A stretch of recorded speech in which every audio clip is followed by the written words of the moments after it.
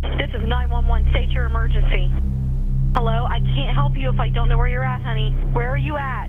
Where are you? I need as many units as I can get for Fairfield Road. Give me the numbers. 911, what's your emergency? Hey friends, it's Fletch. I'm Vice President of Public Safety Solutions at 911 Inform. Welcome to this new podcast series, Off the Cuff, Confessions of an ENP. Brought to you by 911 Inform, delivering next-generation 911 services for the enterprise today and making every second count. In this series, we're going to be talking to ENPs that have been on the job for years, as well as those brand new ENPs that have just passed the test. We'll dig in and have an in-depth conversation and find out what the ENP certification means to them. We'll talk about why they did it, what it means for their career, and what they did to pass the exam. Industry certifications are important to industry professionals, and the ENP certification is one that's admired by many in public safety. So join me as we find out exactly what makes an ENP tick in this off-the-cuff podcast series, Confessions of an ENP. Hey, it's Fletch. Welcome to this episode of Off the Cuff, True Confessions of an ENP. Today I'm being joined by Mandy Bieber, ENP, CMCP, not Justin's sister, but a call taker out at Linn County, Iowa. Welcome to the podcast, and thanks for being on today. Thank you. Thank you. How long have you been in public safety communications? Sure. So I started in public safety communications in 1999. Took a short break a few years ago to go get some of the budgeting and administrative pieces of the puzzle, and then came back to Linn County as a communications supervisor, functioning mostly as like an assistant director of the center. Now, you just recently passed your ENP, right? In this last go-around? Correct. Yeah, I took the test I was supposed to take it in July, and I flubbed up the date that I was supposed to be there. So walked into the testing center and they were like, you were supposed to be here on Wednesday. That was in July. Nina was very accommodating with me as I panicked and called Amanda Tegmeyer, and I was like, oh my gosh, I just did this. And I'm like, I will pay any fee you want. And she's like, no, this happens more often than you think, just we'll get you scheduled for the next one. So got an extra 3 months to study then. I went ahead and took the test in October, and just this last week got the email that had my final score report in it. So when you took the test, you got a pass-fail right there on site. Correct. I had my pass-fail email by the time I hit the parking lot of the testing center. Most people do. Yes. I was talking to another EMP, and it ended up in her junk folder, and she didn't get it for like 2 hours. She's like, "Oh my God," freaking out. Yeah. What did you think before you got that pass-fail email? Did you think you passed? Did you know you passed? How'd you feel about it? I did not think that I passed. I really thought that a lot of the questions that the test asked were not on my practice tests. I thought for sure I had failed. Like I 100% walked out of that testing center thinking, yep, we're going to have to restudy. And I was trying to, as fast as I could, scribble down the questions that I knew had not been on my practice test so I could study them as I got, because I was 100% sure I was going to have to retake this test. And so as I was scribbling those down, then my email dinged in the parking lot and it said I had passed. So I was like, oh man, thank goodness. So I think in my studying, the basic concepts were there, which allowed me to apply it to the questions that I didn't necessarily know or necessarily have that specific question on my test. The concept was there and I was able to apply it. Well, yeah. So there's a bank of questions, and every year we pull 3 tests or questions enough for 3 tests each year. So people don't get the same test, right? That are together. If you take it twice, chances of you getting the exact same copy are very limited. But but there's a bunch of questions. So all the practice exams, people think that they're going to actually get the questions that are on the test. That's a common misnomer. Very rarely will you get a question in your practice that is on the actual test, because the practice exams are old exams, from a year or two ago. But you're right. It's the concept, and it's getting you used to answering the questions. And, being on the Institute board, we go through and look at the tests for the next year every single year. And we're doing that coming up in next month or so. And the questions, number one, we validate the questions, make sure that they're still good. But then we look at the answers, and you've got the correct answer. We make sure that that's still correct, because things change. Yes. And then we have one typically that's definitely wrong. And then we have two distractor answers, which just might be right, but there's one little teeny thing in there, and those are the ones that drive you nuts, where we get some really good distractors. Did you find the questions too hard? No, not at all. When I took the test, it always seemed like there was one really clear answer. As long as you slowed down and really took time to read all of the answers, instead of there was a couple of times I had to fight myself from jumping at an answer. And then when I slowed down and actually read all of the answers, I realized that there was a better answer there. And so just making sure that I didn't rush through the test, that I took the time to fully read the question and fully read all of the answers before I answered really helped a lot. What did you do to study for the exam? Oh my gosh, I joined. I joined every study group that was out there. So the new one that Tracy Eldridge has done, the one through Mission Critical Partners, I did.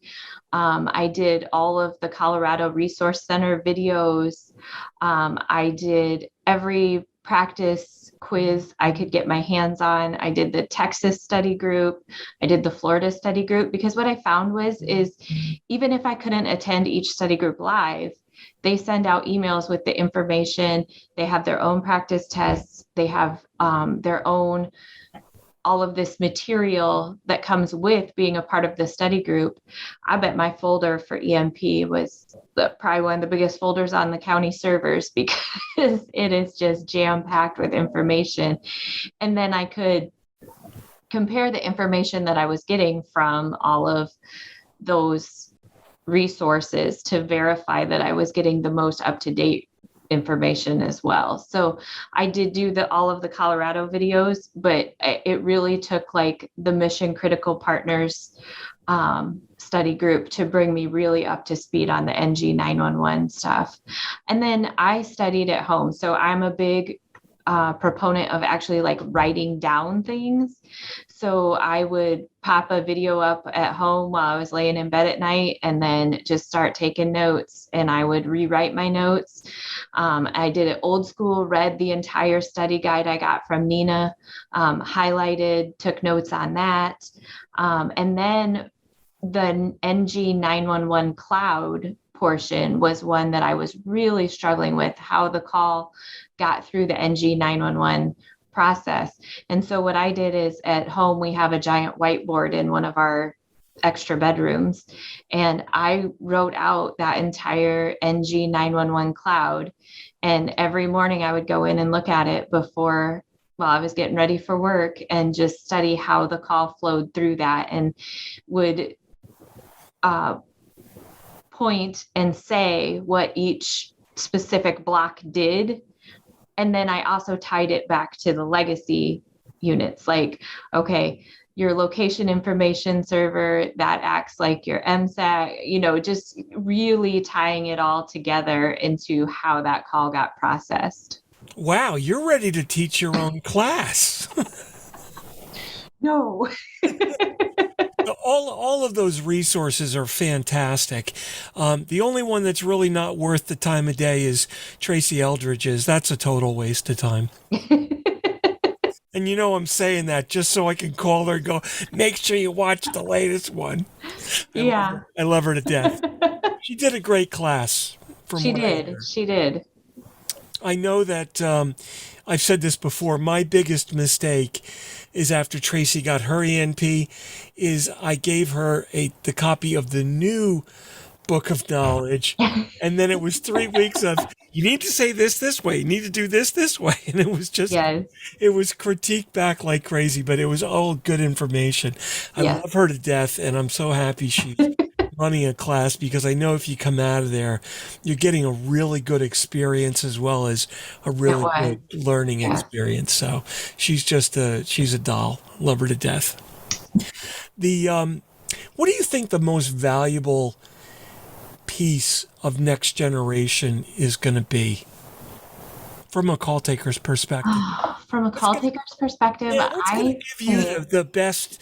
What are you not getting in legacy that next gen's going to give you?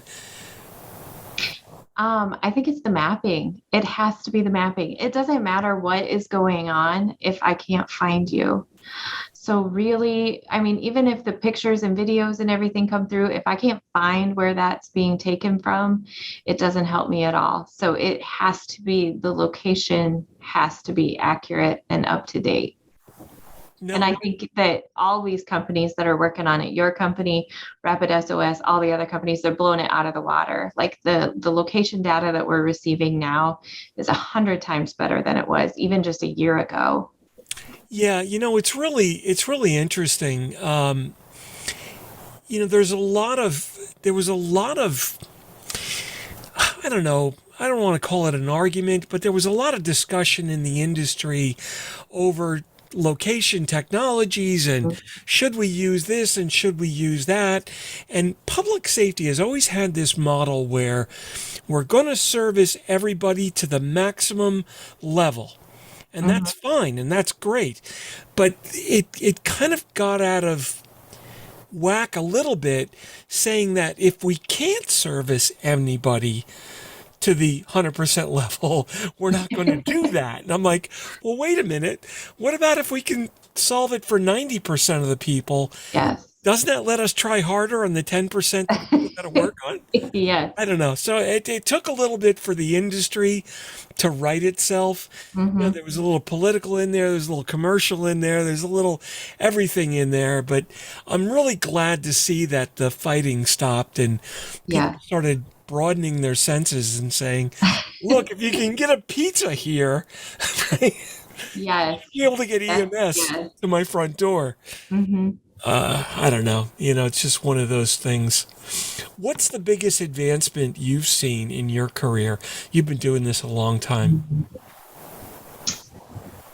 I think the biggest advancement that I am seeing on a personal level is the amount of training that we're receiving, the amount of mental health awareness that we're receiving. I mean, I really think that now we're really in the guts of getting NG 911 going, that now we're taking the time to step back and refocus on the person who is actually there taking the call and dispatching it, and trying to get them all of the resources that they need to do that appropriately and to recover from whatever they're exposed to when they take that call.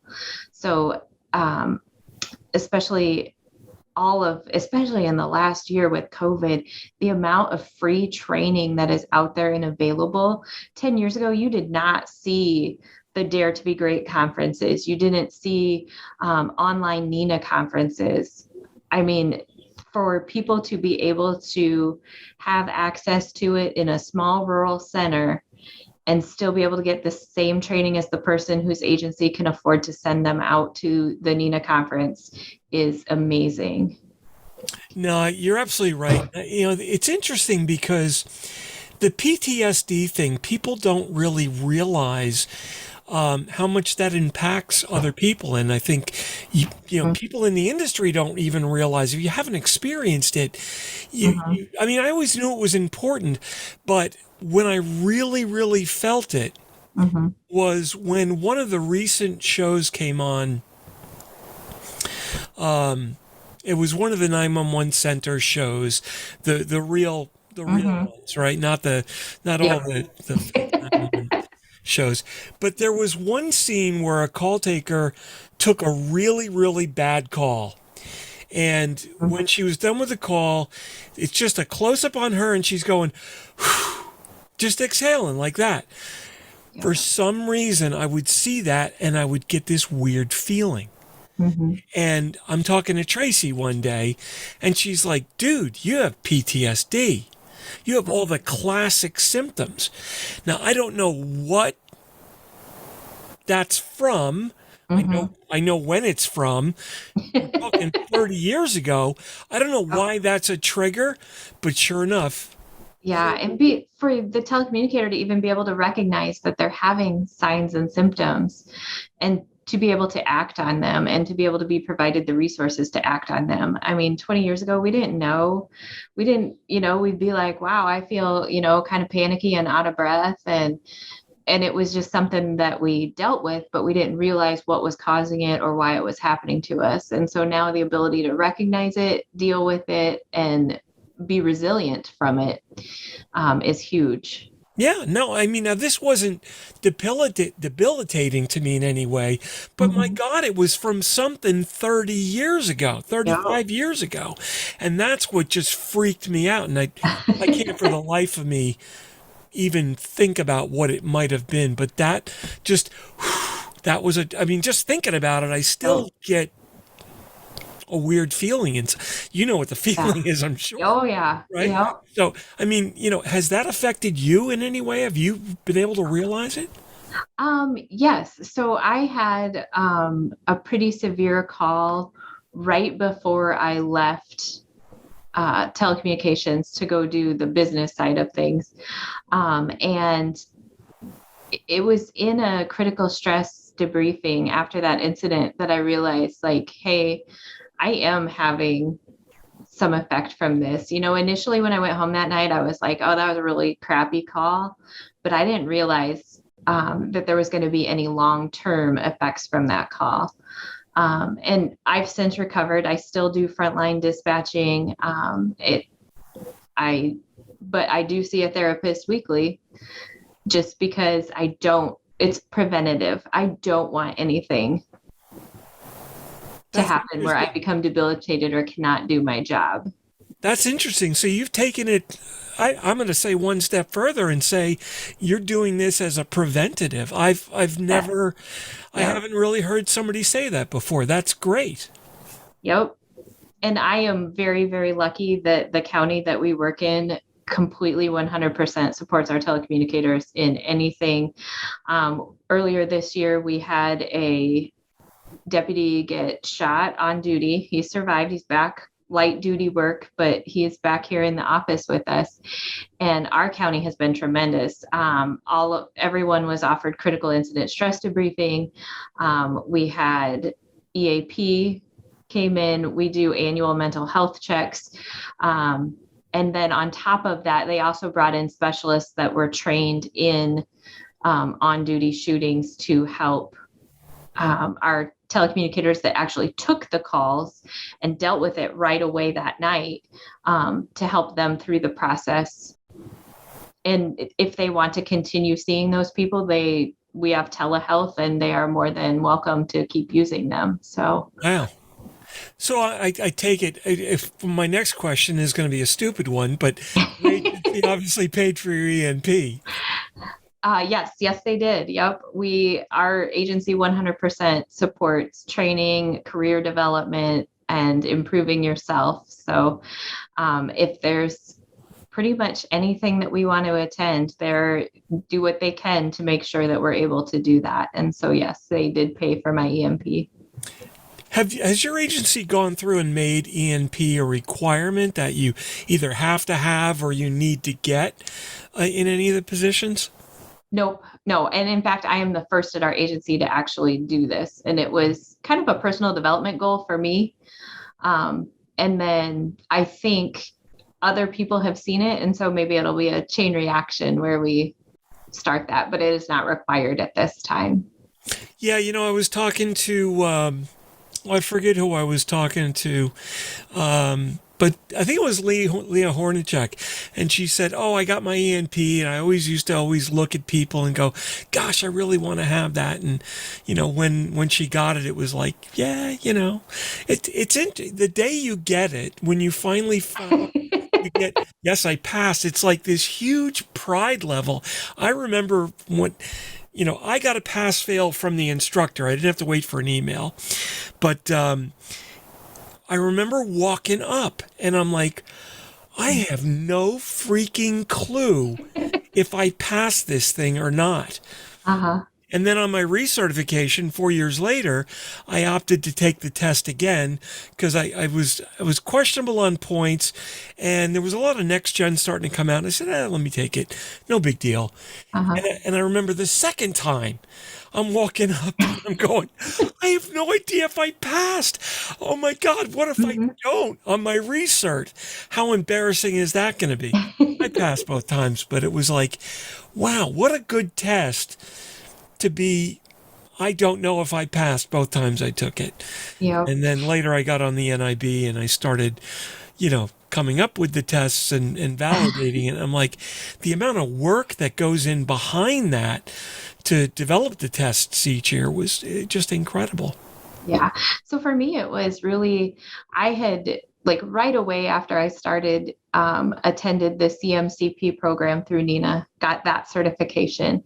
And then the next Nina conference was online. And so as you're watching everybody's names roll up on the online broadcast of, my name was there for CMCP, but it wasn't there for EMP. And that was when I set the goal, like next year is going to be my name rolling across there.